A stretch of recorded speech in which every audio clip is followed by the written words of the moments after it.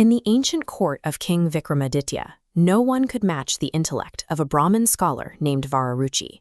He had mastered the scriptures, astrology, and the sciences, and he knew it. He operated with the absolute certainty that his mind made him untouchable, until the king decided to test that certainty. Vikramaditya posed a seemingly impossible riddle. What is the single most important sentence in the epic Ramayana? Vararuchi had exactly 41 days to find the answer. If he failed, he would be permanently exiled from the kingdom. For 40 days, Vararuchi interviewed the wisest sages across the land. Nothing. His confidence shattered. Starving, exhausted, and facing the end of his life as he knew it, he collapsed in a deep forest.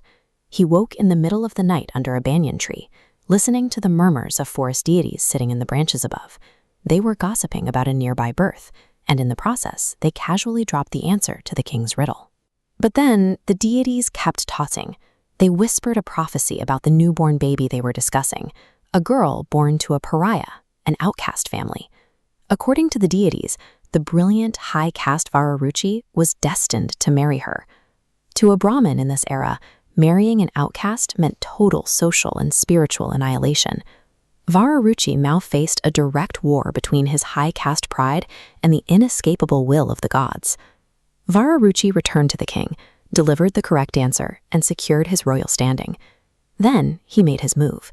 He warned the king that his astrological charts showed a girl had just been born in a local Paraya settlement. According to his reading, if this baby lived, she would bring ruin to the entire kingdom. He advised the king on exactly how to dispose of the child. Pin a lit torch to the infant's head, lay her on a crude raft made of a banana trunk, and abandon her to the river's dark current. Vararuchi watched the river take her, certain that his clever use of the king's authority had successfully erased a divine prophecy. Years passed. Vararuchi remained wealthy, secure, and as arrogant as ever. While traveling, he stopped at a local Brahmin's home to ask for a meal, but insisted his host meet a set of impossible conditions first.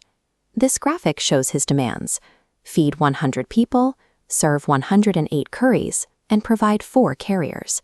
The host was baffled, but his daughter decoded the riddles: a ritual offering, a single ginger dish, and a 4-legged cot. Vararuchi was instantly captivated by her intellect. He demanded her hand in marriage, and the two were quickly wed. The scholar thought he was rewarding a mind equal to his own. In reality, his obsession with intellectual superiority was the exact bait destiny used to trap him. The couple settled into a luxurious, happy domestic life.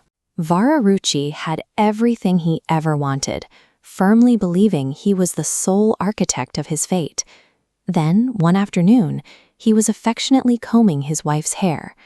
As he parted the dark strands, his fingers brushed against a massive, unnatural anomaly on her scalp, a harsh, circular burn. He asked what happened. His wife quietly explained that she wasn't actually born a Brahmin. She was a foundling, rescued from the river by her adoptive mother, floating on a banana trunk raft with a burning torch pinned to her head. Vararuchi realized in that moment that his own attempt to kill the child was the very thing that saved her, setting her on the path that led her directly back to his household. Human intellect cannot erase what is written by fate. The harder Vararuchi fought the gods, the more perfectly he executed their design. His defeat was absolute. In response, Vararuchi stripped himself of his wealth, abandoned his caste pride, and forced himself and his wife into the wilderness as penniless wanderers. Their lives became a grueling, traumatic pilgrimage. Over the years, deep in the forest, his wife gave birth 11 times. After every single birth, Vararuchi would ask her, "Does the baby have a mouth?" When she tearfully answered yes, he would reply, "If it has a mouth, God will feed it." Then he would force her to abandon the infant on the forest floor and walk away. By her 12th pregnancy, the desperate mother could not bear to lose another child. When Vararuchi asked his chilling question, she lied. She told him the newborn had no mouth. The consequence of her lie was immediate and supernatural. The infant instantly transformed into smooth, featureless stone, becoming the mouthless deity known today as Vaila Kunilapan. The pilgrimage had entirely stripped Vararuchi of his earthly control. He surrendered his legacy and the survival of his flesh and blood completely to the mercy of the universe, and the universe provided.